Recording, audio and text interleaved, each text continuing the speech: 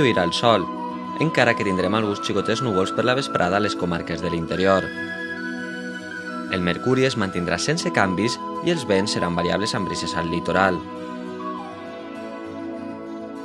Dijous el cel seguirà embuidat amb alguns intervals de núvols a les zones de muntanya. Les temperatures es mantindran sense canvis al litoral i pujaran lleugerament a l'interior. El vent bufarà fluix de llevant i un poc més fort a la costa.